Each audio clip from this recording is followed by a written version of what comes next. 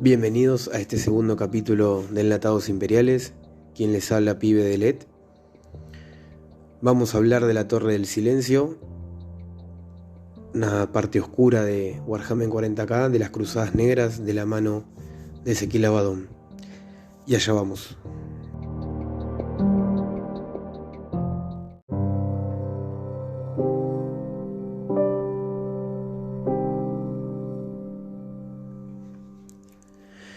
Mientras otros señores de la guerra del caos se contentaban con hacer pactos con un único dios del caos o demonio, renunciando con gusto al autocontrol por una pizca de poder, Abaddon era diferente.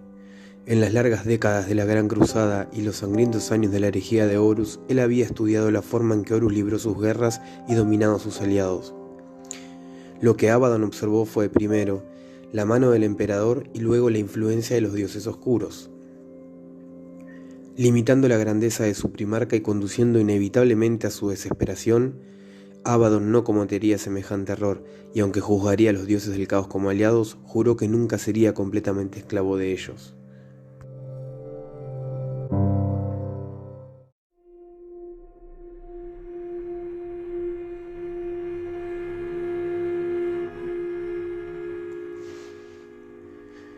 No está claro cómo Abaddon fue capaz de usar la voluntad de los dioses oscuros para sus propios fines sin dejar de ser indemne ante su poder.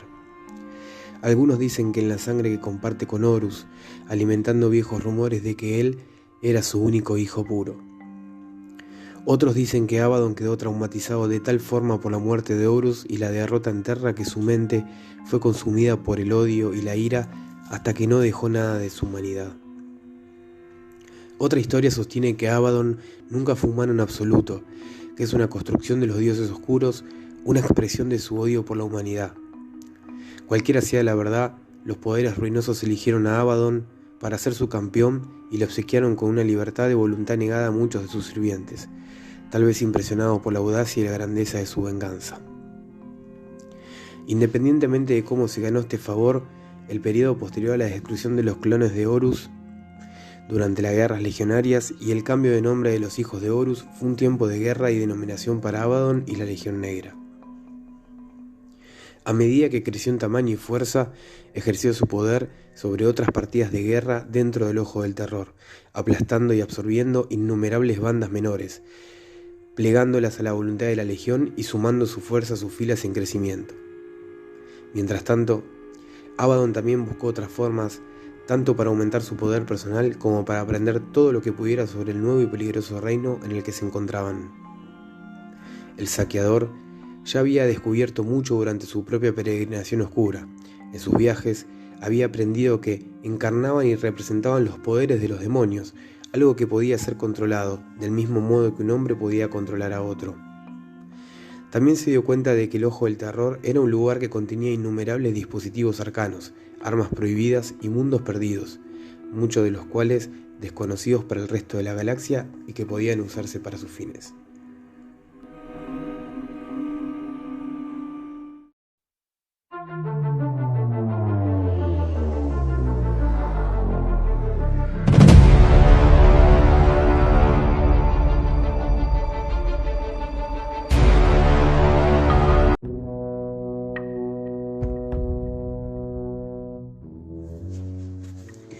Mientras la crueldad de la primera Cruzada Negra alcanzaba su cenit, las ciudades ardían y los habitantes de decenas de planetas eran cosechados para alimentar los oscuros deseos de las legiones traidoras. Dejando a su Legión Negra continuar con sus brutales ataques y saqueos en mundos imperiales, Abaddon comenzó con sus propios planes.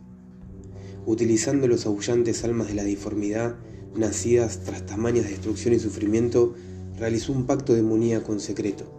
A cambio de todo lo que les había ofrecido, los dioses del caos otorgaron a Abaddon el secreto de la localización de la Torre del Silencio de Uralan.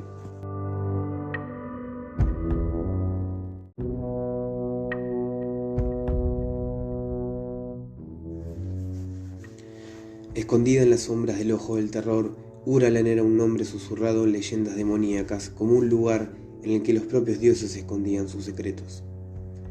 Siguiendo las indicaciones de sus hechiceros, Abaddon descubrió un camino hacia Uralan sin necesidad de traspasar la puerta de Cadia. Junto a una formación de veteranos de la Legión, cada uno curtido en cientos de batallas, llegó a Uralán y entró en la Torre del Silencio. En ese momento, los guardianes de la torre despertaron, antiguas creaciones de energía oscura cuyas garras atravesaban las almas de los marines.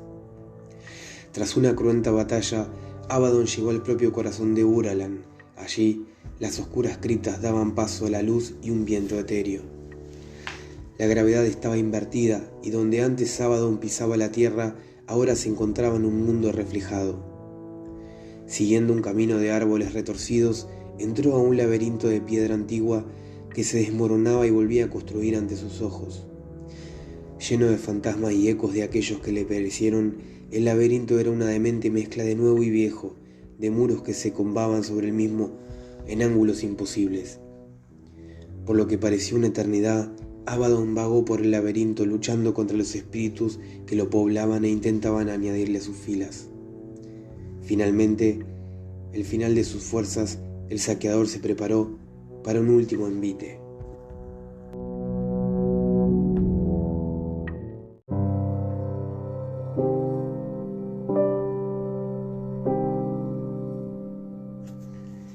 Entonces, desde la locura del laberinto, una figura apareció, una forma perfecta envuelta en una luz dorada. Sin una sola palabra, le encomendó seguirle. Aunque Abaddon intentó verle la cara, ésta se mantenía siempre oculta tras una capa de luz. La figura le lideró hasta el centro del laberinto, donde una esquirla de pura oscuridad se encontraba suspendida en el aire. Acercándose a ella, Abaddon sintió la empuñadura de una espada contra su mano, y él la arrastró hacia la realidad. Ante sus ojos, la espada Drakien tomó una horrible forma. Alzando el arma, Abaddon se giró para conocer el nombre de su dorado guía, solo para descubrir que éste ya se había ido.